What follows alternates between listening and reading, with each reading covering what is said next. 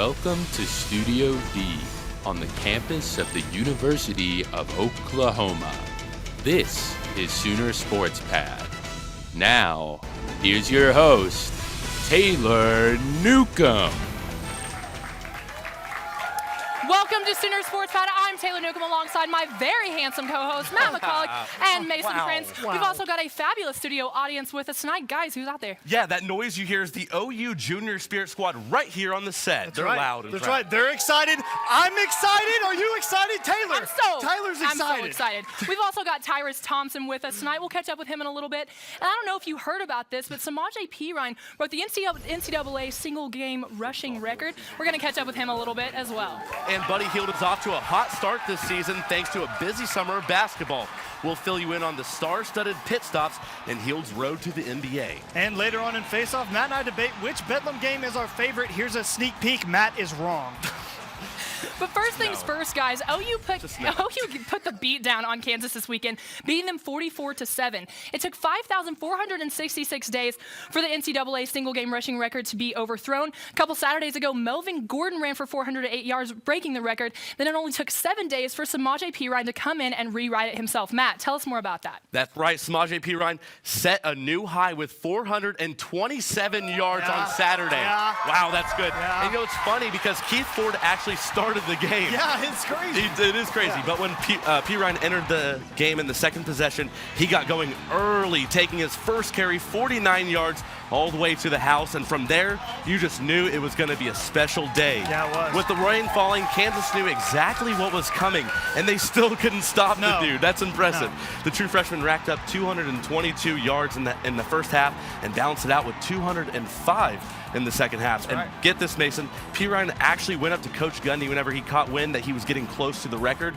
and actually said that he could pull him and that would be fine because the record wasn't that important to him. So maturity beyond his years for just a kid that's 18 years old. Yeah, you're absolutely right. Samaje Perine had a huge day, but the defense also had a quietly huge day. They were a big part of Samaje Perine's success because, let me tell you why, Matt. Yeah, The Sooners caused some turnovers. An interception right there by Ahmad Thomas. Stephen Parker broke up a pass on third down, and a fumble recovery by Eric Stryker set the Sooners up in good field position and helped the Sooners offense have a short field to work with. Kansas was 2 for 16 on third down, Matt. 0 for 2 on, it's not good. 0 for 2 on fourth down.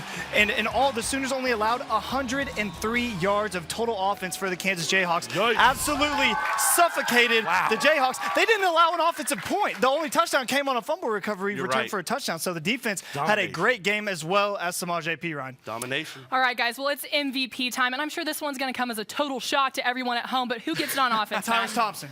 That would be a great pick. I like that pick. But of course, the game ball goes to the Walter Camp and Big 12 Player of the Week, Samaje Perine, of course. At the beginning of the season, he was just a youngin' who was relatively unknown. Now the entire nation knows exactly who this guy is. Not only did he shatter the record, but he also was the team's leading receiver. One catch for 19 yards. Not that great, but still good. And then the last little note right here, the Sooners went from 21st in rushing to 11th just after Saturday alone. Amazing. Well, my defensive MVP is going to be Eric Stryker. I know I sound like a broken record, but Eric Stryker keeps having great games. It's absolutely unbelievable. The man finished with 6 tackles. 2 tackles of those were in the backfield. He had half a sack, and then he had a fumble recovery where the punter wanted absolutely nothing to do with Eric Stryker. He kind of, backed up like, oh, you go ahead and take that ball. I'm good. Yeah, exactly. He also was constantly flushing Cummings out of the pocket, forcing him to make throws that Cummings didn't want to make, and force the Kansas offense off the field. So Eric Stryker had a great game. Never he let is him my get comfortable. never. Eric Stryker, MVP. Well, guys, as promised, we do have a one-on-one interview with Samaje Perine. I sat down with him earlier today to talk about his phenomenal performance on Saturday. They sent out a text to the whole team saying that we were on a few hours delay, and I just took that time to relax a little bit. And it was an earlier game, and we had to get up at like 7, so I just took that time to relax and get woken up, and just to get focused on what I had to do a little bit more. Well, obviously the delay seemed to serve you pretty well. You had a pretty good game. So let's just get right down to it. Obviously, everyone on the sideline probably knew that you were close to breaking the record. Coach Stoops left you in long enough to break it. But at what point in the game did you know that you were close to breaking the record?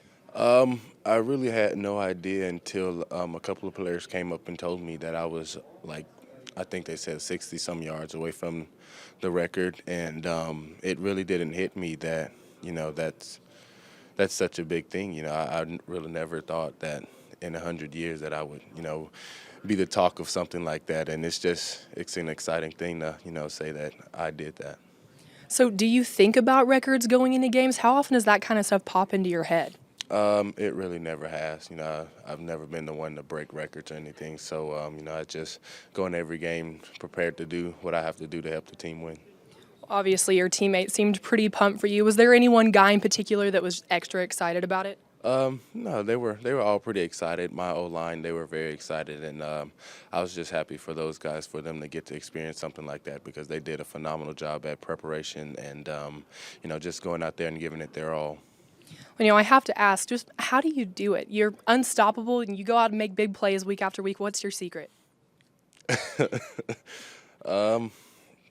Working hard. That's all that I do. You can ask all the coaches that. I'm a very hard worker, and even on days when we're not practicing, whether that's studying extra film or whatever, I do my best to get prepared and know my assignments. All right, guys. Well, OU football season is wrapping up. They've got a bye week this weekend, and then it's Bedlam time, and that's the last regular season game of the year. But let's move on for a little bit. We had volleyball and wrestling in action this weekend, but let's start out with basketball. Matt, what's up? Let's do that. Well, after suffering an early season defeat to Creighton last week, the Sooners got back to their winning ways, defeating Southwestern State 90-68 on Sunday night. The Sooners struggled with shooting in last week's L, but turned it all the way around against the Demons, shooting 50%. Isaiah Cousins led Oklahoma in scoring with 20 points, and 4 other Sooners recorded double figures in scoring. But Mason, the Demons actually made it a close 12-point game with 9 minutes to go. But the Sooner bench would prevail and pull away to seal the victory. Next up, the Sooners have a date with UCLA on Wednesday at the Battle for the Atlantis tourney in Heald's native country, the Bahamas. Well, Matt, How do you like that? I like that a whole lot, but I see your 22-point victory, and I'm going to raise you a 49-point victory, because that is what the women's basketball team did to Bradley Friday night when they won 104-55. The women went off. Kayla Williams led the charge, 16 points, 4 rebounds, 2 assists, 7 for 8 from the field. That's 87% if you aren't good at math like my buddy Matt over here.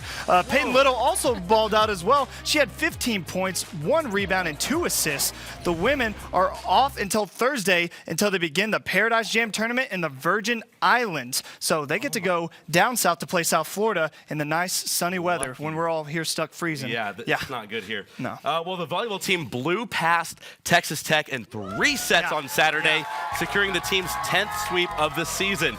Junior outside hitter Kiara Holst notched 19 kills versus the Red Raiders.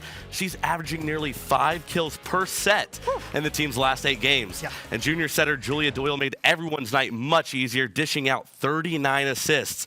The win also marked the Sooners' 19th straight win over Texas Tech.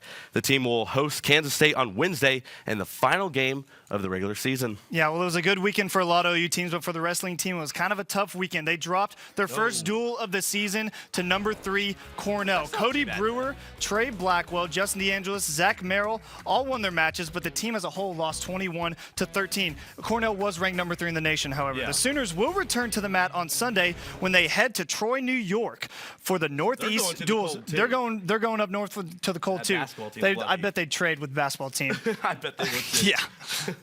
All right, thanks, guys. Well, hey, don't go anywhere, because Matt and Mason are going to debate and face off up next what the running back depth chart is going to look like next season. Plus, we've got Tyrus Thompson in studio. Stick with us.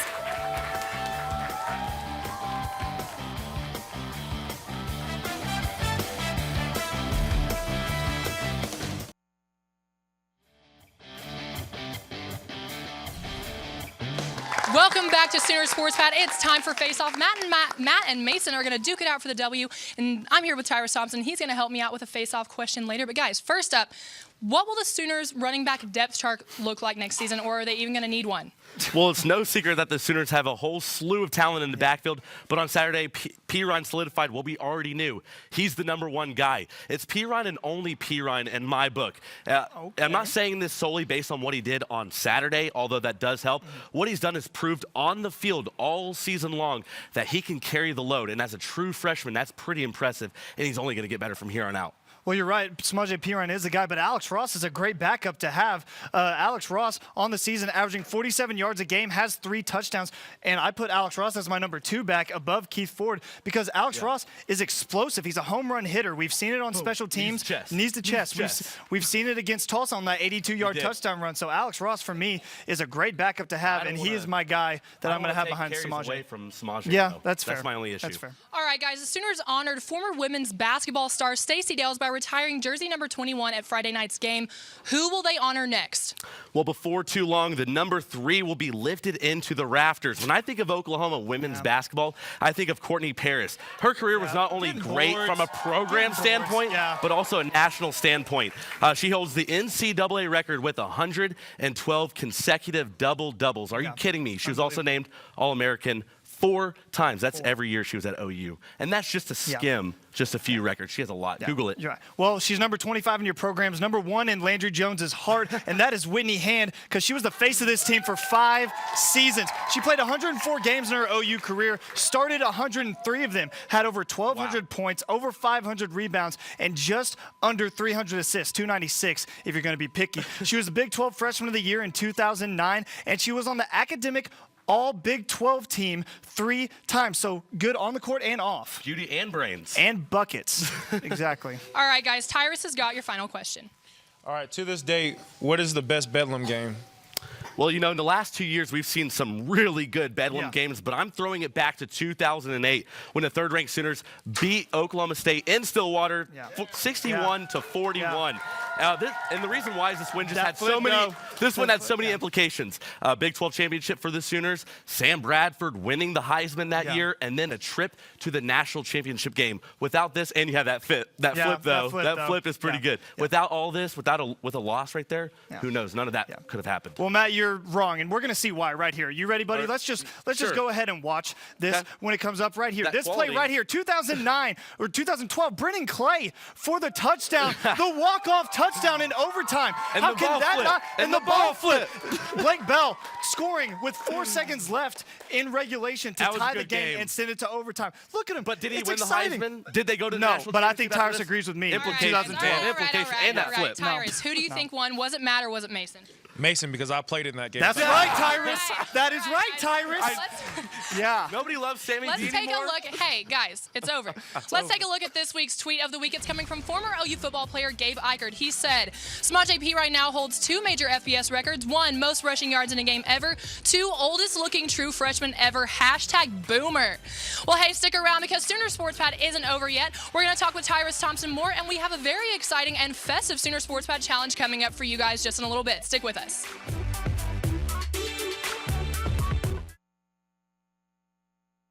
Special thanks to our cornerstone television partners, Chesapeake Energy, Riverwind Resort, Anheuser-Busch, OU Outreach, OU Alumni Association, OU Medicine, and the OU President's Associates.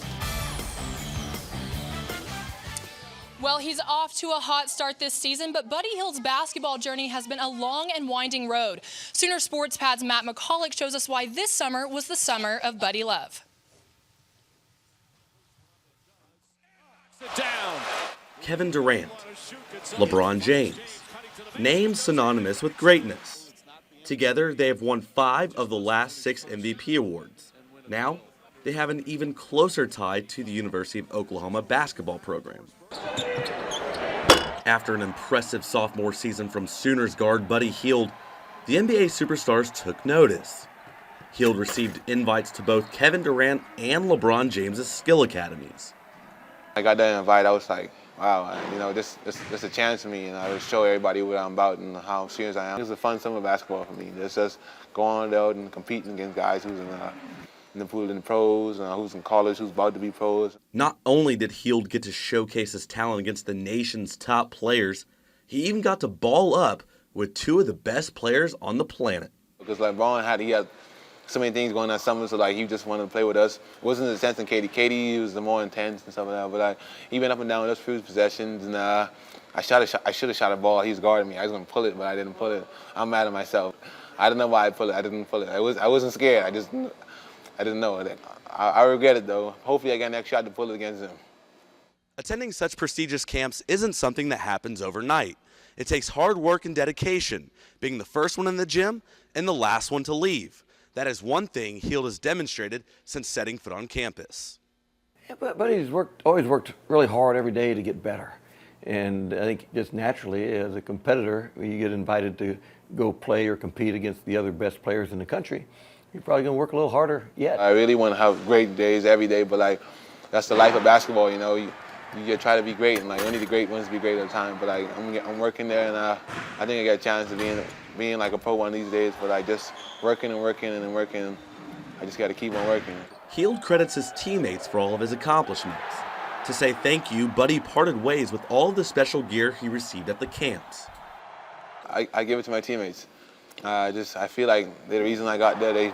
They got me open shots. They hit me in the right spots. They know I'm comfortable at, and I feel like they deserve it more than I deserve it. And it wouldn't look cool for me coming from all those camps and me just showed off my gear. There's nothing phony about Buddy. It's almost sometimes you think he's kind of putting someone on with his friendliness and his outgoing personality, but no, that's the way Buddy is. He's just got a very good knack for, again, doing things that make others feel good when they're around him. But the summer of Buddy Love wasn't over just yet. In August, Hield donned the colors of his nation at the FIBA Centro Basket Championship. I went to play in the Bahamas national team up in Mexico, so that was a good experience for me. I haven't played for my country in a long time, so I was just overwhelmed. And my mom being in the team he played, I was more happy because she was there too and supporting me as well. A summer for the ages, a once-in-a-lifetime opportunity. Buddy Hield's basketball journey has taken him all across the map, but people that know him best say his journey has only just begun. Matt McCulloch, Sooner Sports Pad. Well, guys, basketball season is officially a go, so if you want to see Buddy Hield and the Sooner basketball team in action, they'll be back in Norman on December 5th against Missouri. But now Matt and Mason are standing by with Tyrus Thompson. Guys. Tyrus, thanks for joining us. Yeah, no problem, man. Thanks for having me. Yeah, no problem. Absolutely. Well, the offensive line has had little to none injuries on that line. You guys have been together all season long. How has that helped you guys as a unit? I'm going to have to knock on wood first off now. But my bad. That's my bad. I quit. Yeah. But, no, it's definitely good for us just being gelled together and, knowing what the other one's thinking. And without verbal communication it works really well for us. Mm-hmm. Well, Samaje had that huge game, obviously, and he gave all the credit to you guys as an offensive line. But as we know, he's kind of a freak. How much is it a combination of the two, you guys as a unit and Samaje? It works out really great, man. We have a great offensive line, great fullbacks, great tight ends, and a great running back. You put them all together, this is the kind of stuff you get right here. So it's just a dream world for a run game. Well, he brought you guys pizza after the West Virginia game to say thank you. Has he done anything yet? Or? Yeah, he got us some Chicken Express, man. Really? Two big boxes full, so it was pretty good. Love that guy. We got some left at Todd's house. We'll go hit it up later. Oh, nice. Well, I think Taylor has an audience question for you. All right, Tyrus, we in the audience, we're all dying to know, what is your favorite movie to watch with your kids? I guess The Princess and the Frog. That movie. So yeah. Yeah. All right, guys. Well, coming up in this week's Sooner Sports Pad Challenge, pumpkin pie may or may not be involved. Stick with us.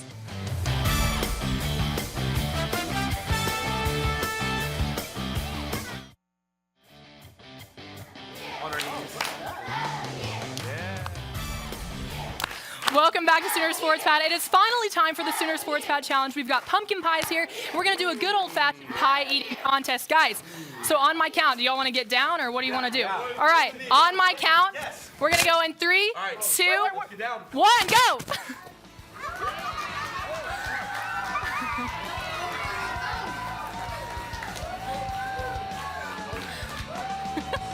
Matt, come on!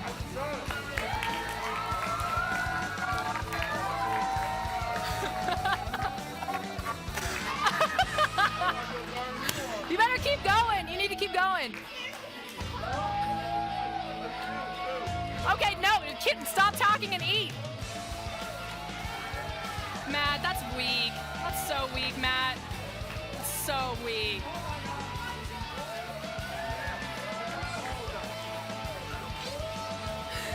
He's too short.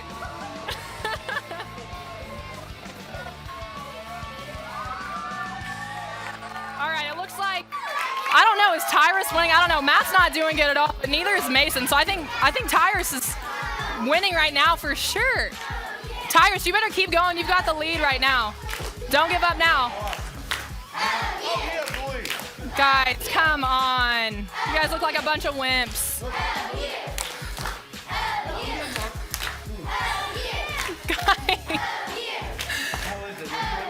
Guys, you stop chatting with each other and keep eating.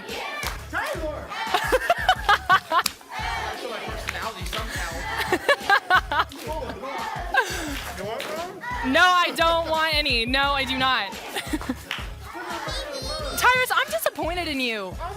I gotta make my way. Oh gosh, all right. It's getting in here, guys.